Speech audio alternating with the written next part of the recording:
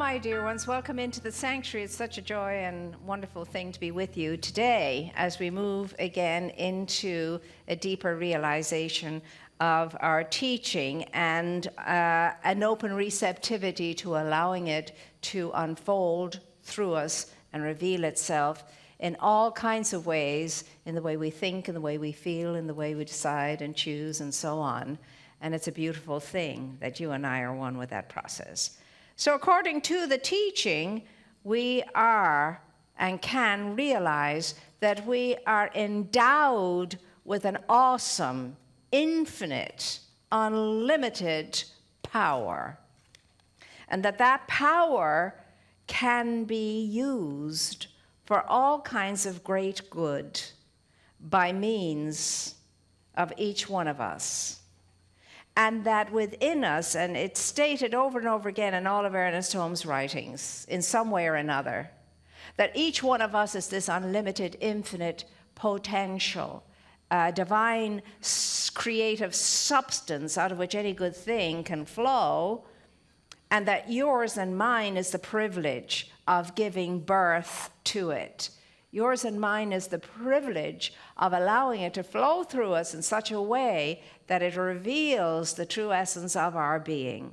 And it absolutely demonstrates in life as this amazing, glorious, magnificent, evolving, expanding sense of unity and harmony and oneness, which can only flow out of a lover's consciousness, a lover's mind, a lover's heart.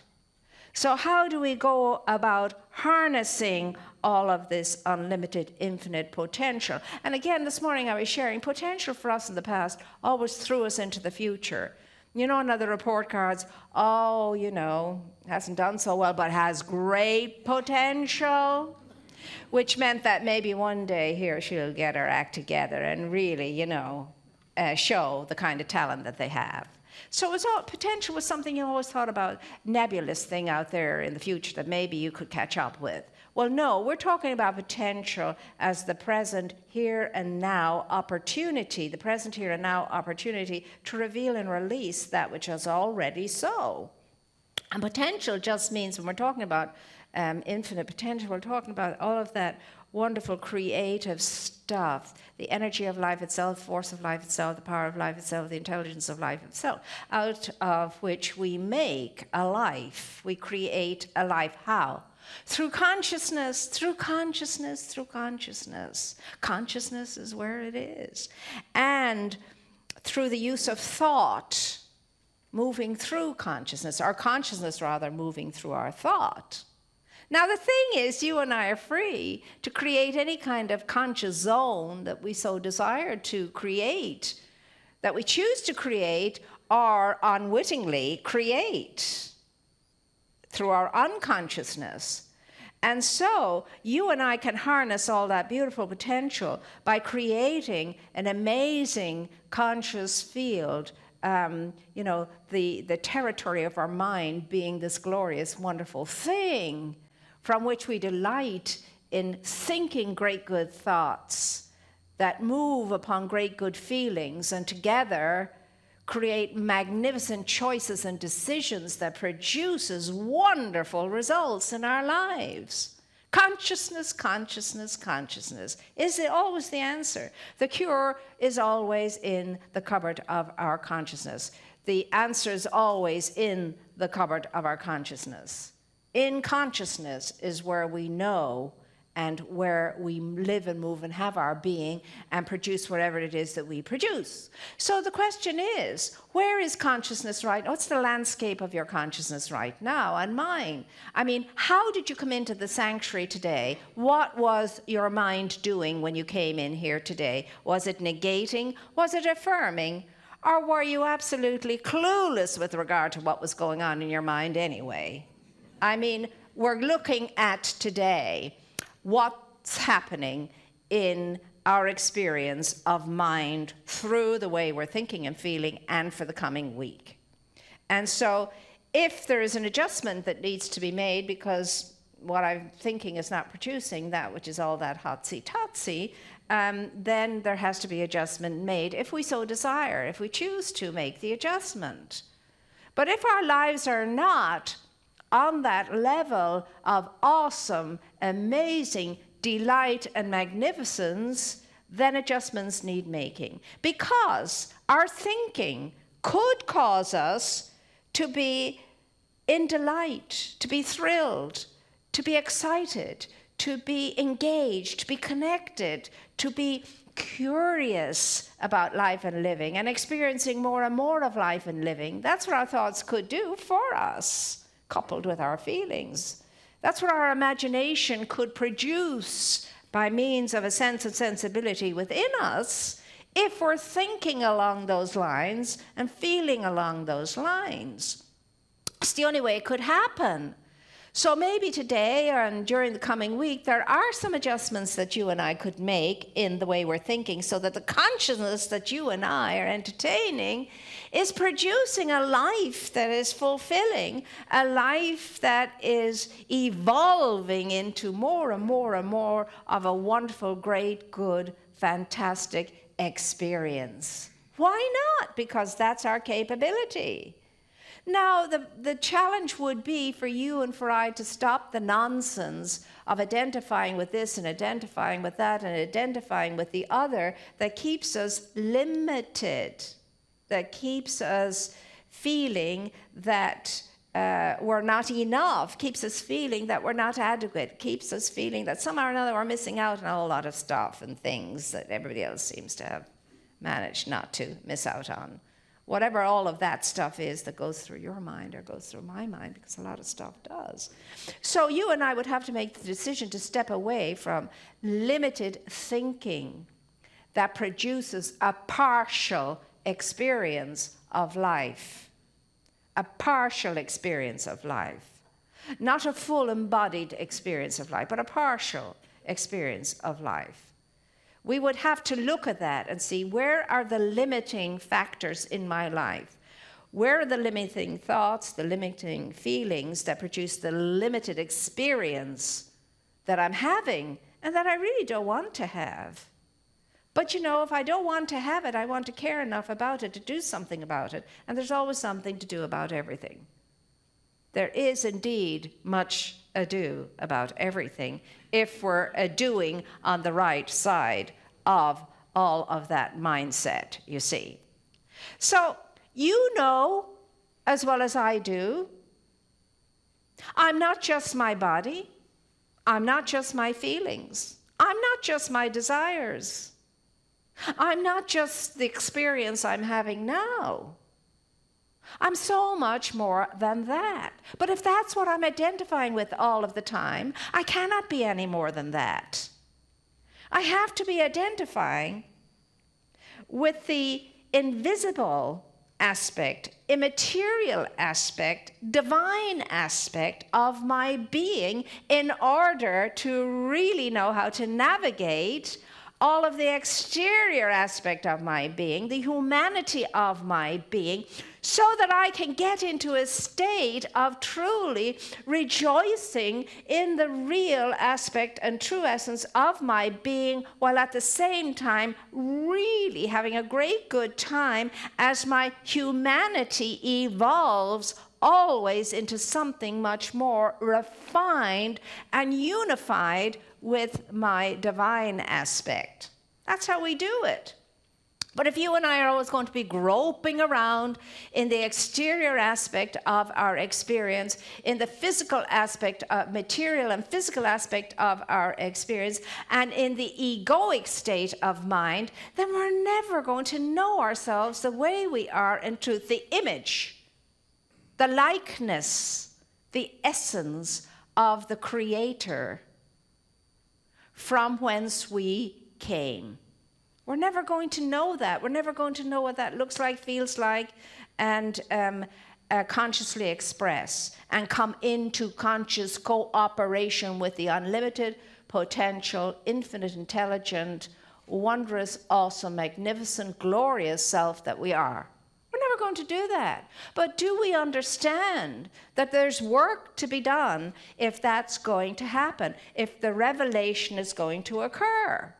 Because we are not looking for anything from the outside world to take into us. There's nothing more we can add to ourselves. We have been created whole and unified and unlimited, lacking nothing. So it's not a question of getting more to put into ourselves. It's always a question of revealing more of what we already are in true self. In true self. Now, at the end of the day, before we fall asleep, we could ask ourselves the question, well, how unlimited was I today? How connected consciously to my full potential was I today? How indeed unlimited did I feel today?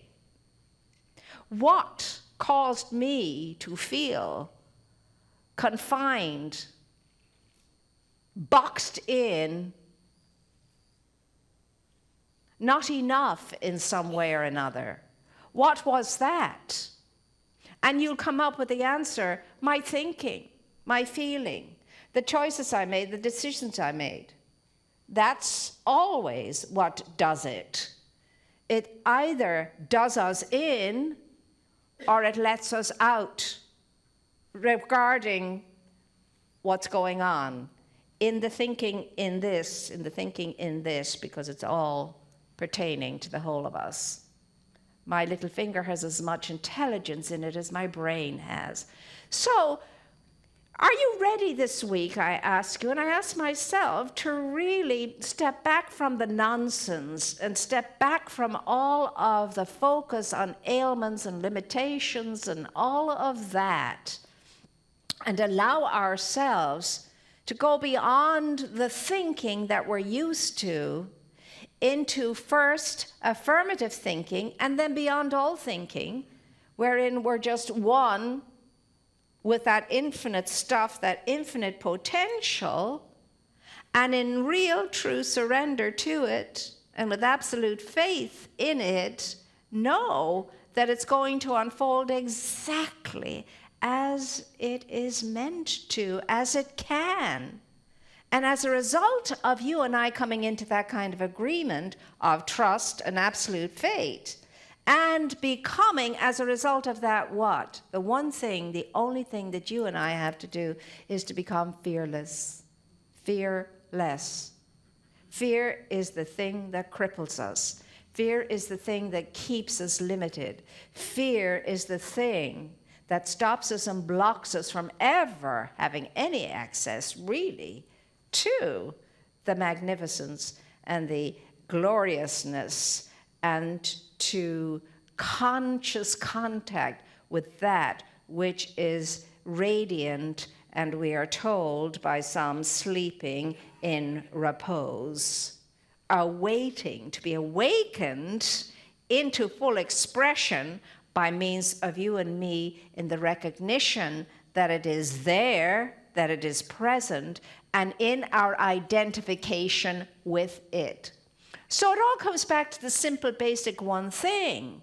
We've got to change the way we think so that we can change the way we feel, so that we can have new and wonderful experiences, like the chap who for 25 years worked in a rotten, horrible, awful job that he felt was just one great big hole of a rut and was miserable every day he went to it, until he came across a different way. It was introduced to a different way to be able to approach life through thinking differently, thinking very differently, changing his mind about a lot of stuff, and changing his thinking about everything. And let me tell you, from the first day that that man began to change his mind and think differently, to 1 month later, when he was able to get a promotion that paid him 3 times the amount of money that he was earning a month ago. For him, it happened in a month.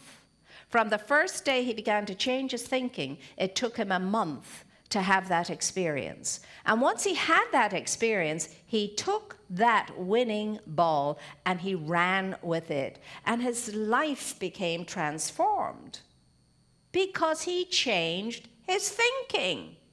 He changed his thinking. That's what it was. And because he changed his thinking, he began to feel differently, a different approach to life. He renewed his mind. He created a whole different landscape in his consciousness. And his life never looked back as a result of it.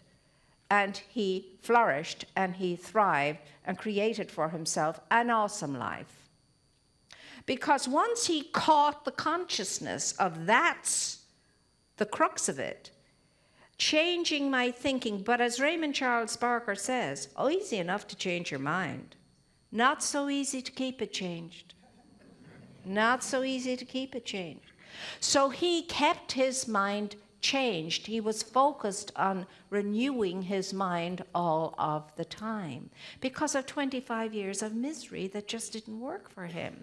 And once he had that experience, and he was fortunate to have a big experience in a month's time. Once he had the experience, you can't deny an experience. He continued on, refining,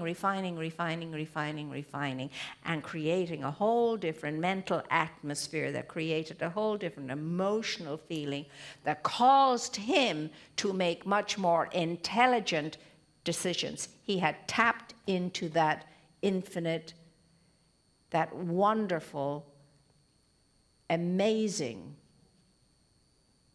innate intelligence that had always been there, and his life changed. So we can read all the books and attend all the seminars and hear all the talks and so on, and they'll always bring us back to the same thing. Change your thinking and you change your world. Change your thinking and you change your feeling.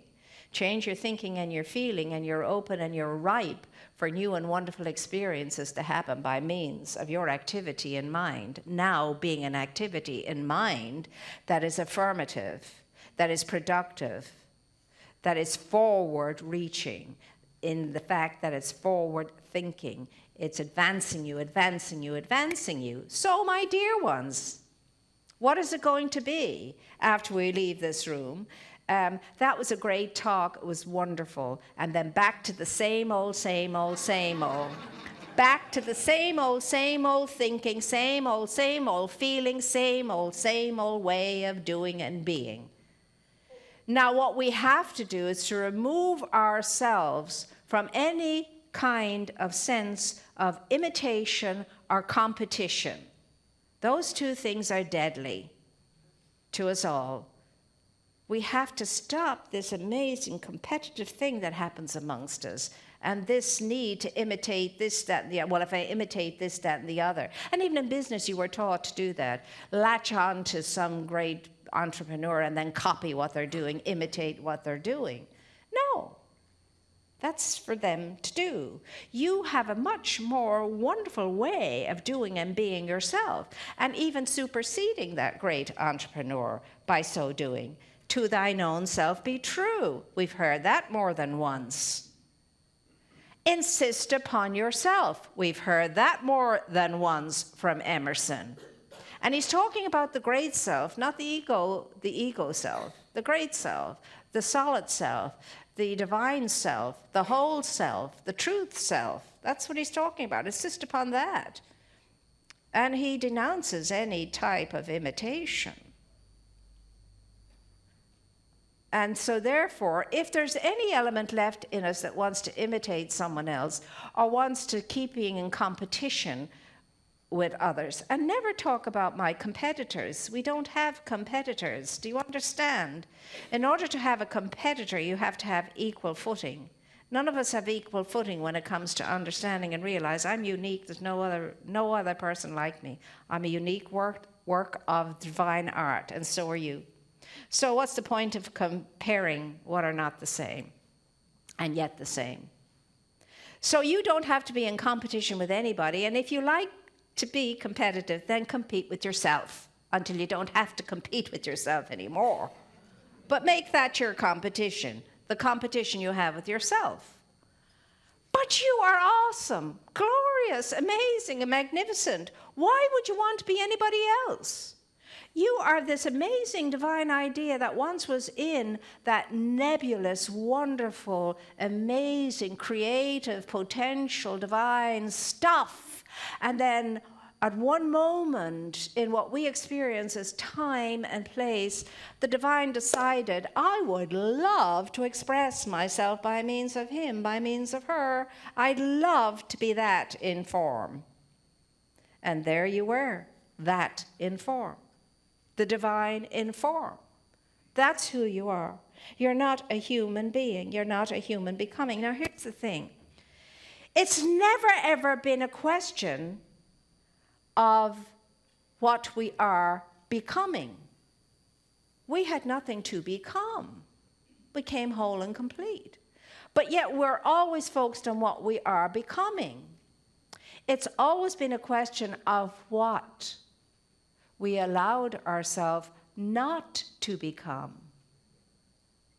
We are allowing ourselves not to become what we already are in truth. So there's nothing really, and this is going to sound so contradictory, there's nothing really that needs to be added onto you. There's nothing in you that needs to be fixed. There's nothing in you that's lacking in any way. You are a whole complete entity, always were. You are now and you will be.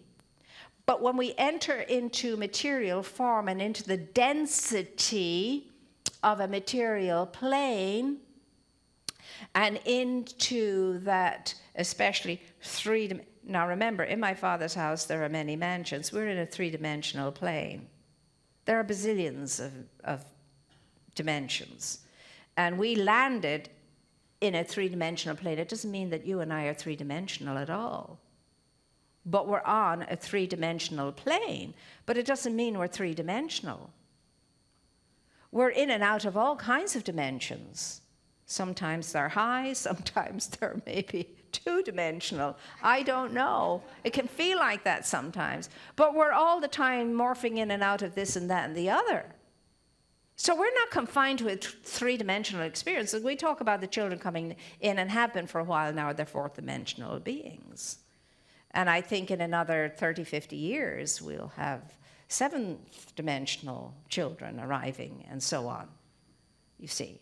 But now you can be any of the dimensions you want to be. You don't have to wait until future generations come in and blah, blah, blah, blah. No, you can be wherever you want to be, in any dimension you want to be in, through the kind of consciousness you're creating in the field of your individualized consciousness. Oh my gosh, it's so awesomely amazing. We haven't a clue. It misses us all the time. It's hitting us right here, and we don't get it. It goes sideways. So what is it going to be? Same old, back into the same old routine of thinking, back in the same old way of feeling, back in the same old decision-making way of making choices, and so on and so forth. Or are we ready for something new? Are we ready for something different? Can we be a little bit more of the true selves of our being? Because yes, right now is all you need. It can happen right now. Am I going to identify myself with this sicky thing, or with this lackey thing, or with this whatever thingy that I have been allowing myself unconsciously to begin with, and then as it grows in the unconsciousness, it becomes very conscious, and then you think, oh, well, this is what I am. It's too late now. Well, it's too late, baby. No, it's too late. But it's never too late. It's never too late, because why? There's no time in spirit. No time in spirit. You are absolutely unlimited in your consciousness. Love the song in Wicked Unlimited. Reverend Mary sings it very beautifully too. The thing is, do you sing it to yourself? How do you sing that song to yourself? I think most of us are going around, I'm limited. Don't blame me, I'm limited. It's not my fault, I'm limited. After all, I'm limited. You gotta put up with me, I'm limited. Oh, baloney, for God's sakes. When are we going to get it? And so it is.